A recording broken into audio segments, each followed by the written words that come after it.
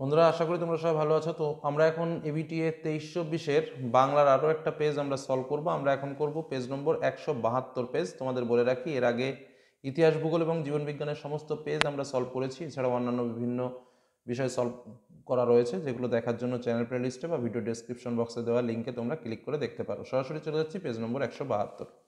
আমরা কিন্তু MCQ SAQ সমস্ত উত্তরই তোমাদের সামনে শেয়ার করব, যেমনভাবে অন্যান্য প্রশ্নগুলো তোমাদের শেয়ার করেছি। প্রথম প্রশ্ন, সারা বাড়িতে শোরগোল পড়ে গেল, কারণ কি? তপনের লেখা গল্প পত্রিকায় ছাপা হয়েছে। কোন ট্রেনের ধাক্কায় নদের চাঁদের মৃত্যু হয়েছিল? Passenger train. আচ্ছা, জগদীশবাবুর সম্পত্তির পরিমাণ কত? 11 লক্ষ। তারা রঙ্গরসে মন না দিয়া, যারা রঙ্গরসের কথা বলা হয়েছে সেটা হচ্ছে ব্রততী। আয়ারও বেঁধে থাকি কবিতায় কোন বক্তব্য প্রকাশিত? বিপন্ন অস্তিত্ব। মধ্যতে যে কন্যাখানি, এই কন্যাটিকে, এই কন্যাটি হলো পদ্মবতী। একটি বিদেশি কাগজের ফাউন্টেন পেনের বিজ্ঞাপনে ছিল কি? 700 রকমের নিব। পরেরটা দেখো, যারা ইংরেজিতে ভাবেন এবং যথাযথ বাংলা অনুবাদ করার চেষ্টা করেন তাদের রচনা কি হয়? উৎকট হয়। কলকাতা বিশ্ববিদ্যালয় পরিভাষা সমিতি নিযুক্ত করেছিলেন কত সালে? 1936 খ্রিস্টাব্দে। আমার বইটা আমাকে ফেরত দাও, এই বাক্যে অকারক হলো কি? আমার। পরবর্তী প্রশ্ন, উপপদ তৎপুরুষ সমাসে উপপদের ঠিক পরের পদটি কি? কৃদন্ত পদ। তারপরেরটা কি? সার্বণ চলার পথে, এই বাক্যে যা নেই তা হলো কি? আকাঙ্ক্ষা। পরবর্তী প্রশ্ন, রবীন্দ্রনাথ ঠাকুর গীতাঞ্জলি লিখে নোবেল পুরস্কার পান, এই বাক্যে নিম্নলিখিত অংশটি কি? বিধেয় সম্প্রসারক।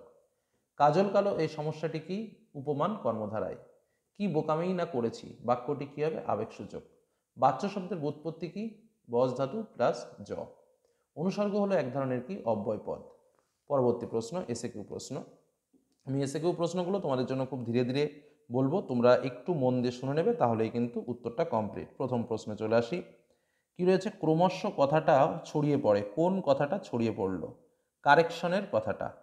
পরবর্তী প্রশ্ন, আজ্ঞে তাহলে নমস্কার, কে কাকে নমস্কার জানিয়েছেন? গিরিশ মহাপাত্র অপূর্বকে নমস্কার জানিয়েছেন। তাহার উচিত হয় হয় নাই, তাহার কি করা উচিত হয়নি? একদম সহজে লিখবে।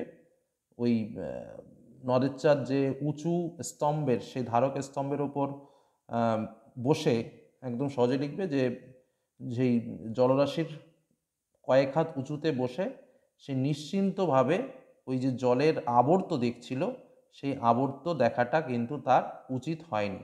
অর্থাৎ ধারক স্তম্ভের ওপর নিশ্চিন্ত মনে বসে থাকাটা উচিত হয়নি তার। ঠিক আছে, পরের কোশ্চেন। ইসাবের মেজাজ চড়ে গেল, ইসাবের মেজাজ চড়ে গেল কেন? কারণ কালিয়া এক প্রকার জোর করেই অমৃতের সঙ্গে কুস্তি শুরু করে দিয়েছিল। পরবর্তী প্রশ্ন, দোকানদারের কোন কাণ্ড দেখে হেসে ফেলে? কাণ্ডটি কি ছিল? কাণ্ডটি ছিল হরিদ্বার কাণ্ড, তাই তো? সেই বাইজি সেজে ঘুঙুরের আওয়াজ তুলে নাচতে নাচতে যাওয়া যে কাণ্ডটি, সেই কাণ্ডটির কথাই কিন্তু দোকানদার হেসে ফেলেছিল। পরবর্তী প্রশ্ন, তবু তো কজন আছে বাকি, কবি বাকিদের নিয়ে কি করতে চান? কবি বাকিদের নিয়ে কি করতে চান? এটা কিন্তু তোমরা কিভাবে লিখবে? কি বললো? তবু তো কজন আছে বাকি, কবি বাকিদের নিয়ে কি করতে চান? বাকিদের নিয়ে একদম মিলিত হয়ে, একসঙ্গে একত্র হয়ে গড়ে তুলতে চান এক প্রতিবাদী শৃঙ্খল, তাই তো? এক প্রতিবাদী শৃঙ্খল গড়ে তুলতে চান একত্রে, এটুকু লিখবে। পরের প্রশ্ন, ওই আসে সুন্দর, সুন্দর কিভাবে আসে? ভয়ঙ্করের বেশে। পরবর্তী কোশ্চেন, আমার শুধু একটা কোকিল, এই কোকিল কিসের প্রতীক? এই কোকিল হলো একদম শুভ বুদ্ধির প্রতীক বলতে পারো, বা একটা সুন্দর পরিবেশের প্রতীক। ঠিক আছে, পরবর্তী প্রশ্ন, ছদ্মবেশে অম্বুরাশি সুতা, কাকে কেন অম্বুরাশি সুতা বলা হয়েছে? তো লক্ষ্মী দেবীকে, একদম অম্বুরাশি সুতা বলতে লক্ষ্মী দেবীকে বোঝানো হয়েছে, কারণ সমুদ্র মন্থন জাত ছিলেন লক্ষ্মী, আর এই কারণেই তার আর এক নাম হয়েছিল অম্বুরাশি সুতা।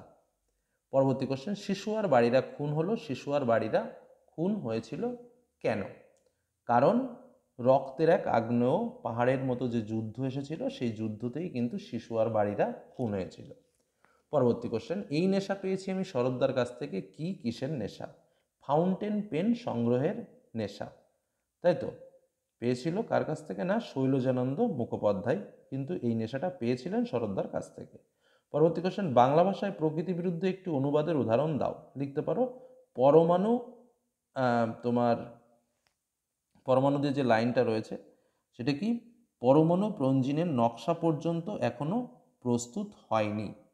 ঠিক আছে, পরবর্তী প্রশ্নে আমরা চলে আসি, সোনার দোয়াত কলম যে সত্যই হতো, বক্তা সোনার দোয়াত কলমের কথা কিভাবে জেনেছিল? এই প্রশ্নটা কিন্তু অনেক অনেক প্রশ্ন তে কমন এসছে। উত্তরটা হচ্ছে শুভ ঠাকুরের দোয়াত সংগ্রহ থেকে। পরবর্তী প্রশ্ন, কলম তাদের কাছে আজ অস্পৃশ্য কেন? কারণ বর্তমানে কলম খুবই সহজ এবং পকেট মারটা সে জিনিস আর নেয় না, বা পকেট মারদের কাছেও সেটি আজ অস্পৃশ্য এই কারণে। ব্যাকরণের প্রশ্ন, সন্ধি ও সমাসের একটি পার্থক্য লেখো। সন্ধিতে উভয় পদের প্রাধান্য থাকে, আর তোমার সমাসে উভয় পদের প্রাধান্য থাকে না। পরবর্তী কোশ্চেন, গাড়ি চলে এই বাক্যটি কোন বাচ্যের উদাহরণ? গাড়ি চলে অর্থাৎ কর্তৃবাচ্যের উদাহরণ। একটি অনুজ্ঞাসূচক বাক্যের উদাহরণ দাও। অনুজ্ঞাসূচক বাক্য কেমন? একটু জ্ঞান দেবে, যেমন যে বাবা মাকে সম্মান করো। তো এই ধরনের বাক্যকে কি বলা হয়? অনুজ্ঞাসূচক বাক্য। পরবর্তীতে, কলকাতা আমরা একসঙ্গে যাচ্ছি বেড়াতে, কোন শর্ত এখানে লঙ্ঘন করা হয়েছে? আসক্তি। কলকাতা আমরা একসঙ্গে যাচ্ছি বেড়াতে, তো লাইনটার মধ্যে কিন্তু কলকাতা আমরা মানে একটা আমরা কলকাতায় একসঙ্গে বেড়াতে যাচ্ছি, মিলতাল নেই, তো এটা আসক্তি। রাজপথ সমাস, পথের রাজা সম্মান তৎপুরুষ সমাস। কোন বাচ্যের রূপান্তর সম্ভব নয়? কর্মকর্তৃ বাচ্যের রূপান্তর কিন্তু সম্ভব নয়। পরবর্তী প্রশ্ন, কথাটা ছড়িয়ে পড়লো, না বাচক বাক্যে রূপান্তরিত করো। তাহলে কি কথাটা স্থির রইল না, ঠিক আছে। তারপরটা কি, নির্দেশক বলতে কি বোঝো? সংক্ষেপে লিখবে, যেসব ধ্বনিগুচ্ছ শব্দের সঙ্গে যুক্ত হয়ে বচন নির্দেশ করে তাকে নির্দেশক বলে, যেমন টিটা, খানাখানি ইত্যাদি। পরবর্তী প্রশ্ন, নিত্য সমাস কাকে বলে? কি লিখবে? যে সমাসের ব্যাসবাক্য হয় না তাকে নিত্য সমাস বলে। যেমন গ্রামান্তর, অন্য গ্রাম। তারপরে চলে আসো, বাক্যে ব্যবহৃত অপ্রাণীবাচক কর্মপদটির নাম কি? বাক্যে ব্যবহৃত অপ্রাণীবাচক কর্মপদটির নাম কি? তো এক্ষেত্রে উত্তর কি লিখবে? বাক্যে ব্যবহৃত অপ্রাণীবাচক কর্মপদটির নাম হলো মুখ্য কর্ম।